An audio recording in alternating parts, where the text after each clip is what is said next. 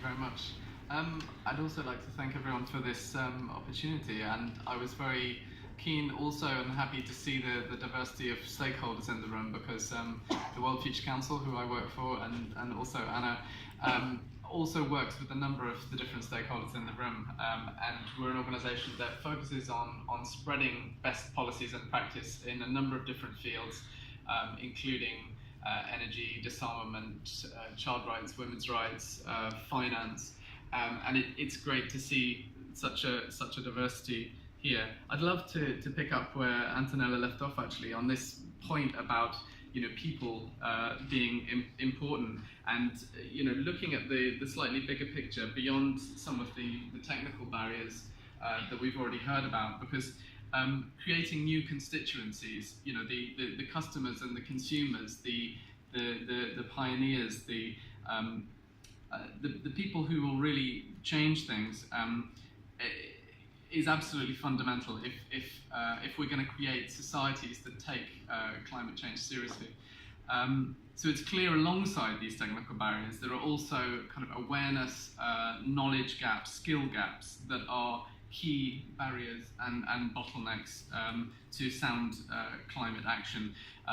We need to change the way, on a societal level, that we think and that we act. And the World Future Council has been looking for a number of years at kind of best policies around education for sustainable development, also sometimes called environmental education or climate change education. And we organised a big meeting in Maryland with about 16 governments last year to look at best practices. And it was a really fascinating meeting, and I'd like to just pick up on 3 case studies. The Scotland, Dominican Republic, and the state of Maryland in the US, just to showcase 3 different jurisdictions that are kind of tackling this issue in a way that could be called exemplary. So education for sustainable development obviously goes way beyond renewable energy. It's looking at disaster risk reduction, biodiversity and biodiversity loss, poverty reduction, sustainable consumption, etc., etc. But I think ESD and renewable energy and 100% renewable energy goals and targets are intimately connected, and I hope you'll agree. Scotland. I managed to go to Scotland earlier this year, hosted by Education Scotland, the department that is in charge of delivering education in Scotland, and visited many schools across the country to see their LFS, their Learning for Sustainability model, their framework about how they're delivering education in practice. And it was a really inspiring trip, because throughout the Scottish education system, there's a lot of energy around doing education differently. They're focusing on the SDGs in a huge way. I mean, I was almost kind of quite shocked to see almost every classroom we went into posters of the Sustainable Development Goals on the walls, the teachers talking very actively about it, lesson plans taught around the goals. Even a nursery head teacher had organised her whole curriculum, and this is kind of 3, 4, 5-year-olds around the SDGs and the different SDGs. So I was kind of bowled over, because I really wasn't expecting that. They've got a very heavy focus on STEM, science, technology, engineering, maths. And again, as we toured the country, we were also seeing a lot of the new wind power installations that had gone up. The ministry officials kept on reinforcing this message that their focus on the SDGs, on STEM, is linking directly to Scotland's ambitious climate goals, and that was really interesting to hear that they have this in mind, that if they're going to, it's all very well having the policies in place if you don't have the kind of technical engineers and the consumers, as I say, and the society that is willing to go there. And Scotland is doing that in a very interesting way. It's obviously part of the Under 2 coalition, and is committed to some of the most pioneering climate targets and sharing best practices around reducing greenhouse gas emissions. and Scottish turbines provided 1.2 million megawatts of electricity into the grid in March. And just in terms of how that translates to 100% renewable, that was 136% of the electricity needed to power Scottish homes. So they're very much on that trajectory, but they're linking education and renewable energy in a way that's very profound. The next case study I'd like to look at is the Dominican Republic, because it's one of the countries that joined us on our field trip to Maryland, and it's pioneering a kind of an education-based approach on climate resilience, and it's partly motivated, of course, by the massive climate vulnerabilities that the country and that geographical region faces. But in 2002, and I'm going to read this out because otherwise I'll get it wrong, they introduced a national strategy to strengthen human resources and skills to advance green, low emission and climate resilient development. It's an impressive name, but the rollout itself of this strategy is also incredibly impressive. So they had a very kind of broad multi-stakeholder look at where the deficiencies were across the country in terms of climate and renewable energy capacities and expertise and knowledge. And then they focused on developing and then delivering a plan to overcome some of those deficiencies.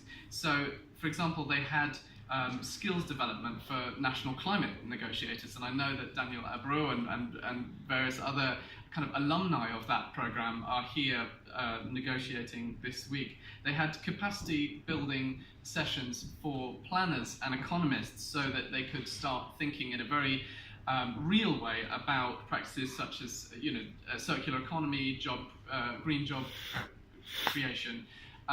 They had media workshops so that the media industry professionals could disseminate climate change information in a way that was relevant to the audiences. They were strengthening capacities around access to international climate funds. I mean, the list goes on, but it shows you that there are countries that are looking at education in a really systemic way, how they can kind of bring these different areas of society and the different stakeholders that are necessary in society up to speed to deliver it. And within the education system itself, there was also huge progress achieved. So 4,000 of the teachers in the Dominican Republic from lots of different levels were given a 60-hour training on climate change so that they could actually deliver on the new Dominican Republic climate curriculum. So it's this kind of ambition and the kind of the empowered societies that kind of education process is going to deliver, that will also deliver the kind of energy innovations that we need. The final case that I want to look at is Maryland, because in 2011 Maryland was the first state in the US to introduce a mandatory environmental literacy law. And this meant that all high school graduates had to be environmentally literate by the time that they graduated from high school. And it's a tall order, but what they've done there, again, is incredibly impressive. They have injected kind of sustainable thinking into almost every aspect of their curriculum. They're doing a lot of outdoor learning. They're just trying to get kids involved in a very kind of visceral, hands-on way in solving some of the local environmental problems in Maryland, and they have an internationally significant watershed there, the Chesapeake Bay, and part of the motivation for introducing this environmental literacy regulation was an understanding that unless you're creating a new generation of environmental stewards, you're not going to get the environmental progress in the area. And they had a lot of problems with agricultural runoff, etc., etc. But again, very ambitious program. And there are now 8 key standards that all learners in Maryland, whether they're in state schools or private schools, have to undertake, and this is the flow of energy and matter, environment and health, interactions of Earth systems, etc., etc. Students also have to develop their own hands-on, practical kind of program, so a kind of a local program that overcome some climate or environmental problem that they see in their community. So again, just looking at how we can empower our children to be the kind of resolvers of a lot of the problems that we're facing. I think just a final note on how much kind of youth opinion particularly has swung on the climate and energy issues, and the kind of potential effect that can have just on its own in terms of policy.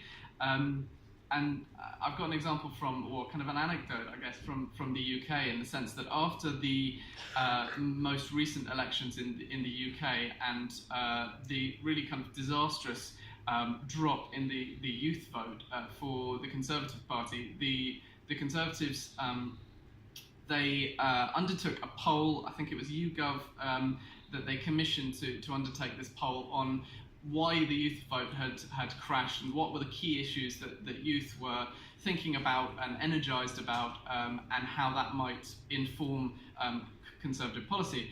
And what they found was that in the 18 to 24 group, the issue that that demographic wanted politicians to tackle the most was climate change, above education, above housing, above health. And I think this shocked a lot of people in the UK, because there just wasn't that understanding that demographic had such a passion for climate policies. And the most popular policy that was surveyed, with 83% of the vote of the under 40s, so that includes beyond that demographic of 18 to 24, was the adoption of more electricity from renewables like wind and solar. And that was then the key recommendation that came out of that polling, and it was internal polling, but it was kind of released to the media, that if the Conservatives want to regain any kind of semblance of youth vote, they have to make climate policies part of their platform, which I think was really interesting. And I'd just like to say a quick word on the opportunities we have now, because we've got the UNESCO Global Action Plan on Education for Sustainable Development. We've got SDG 4 around good education, which includes education for sustainable development. We've got all of the best practices that came out of the decade on education for sustainable development.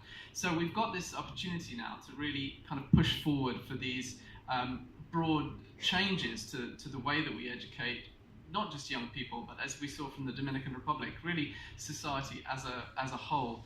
And it's only once you, as Antonella said, it's only once you bring along those kind of the broad kind of society as a whole that you're really going to be able to push for the 100% renewable target that we all want.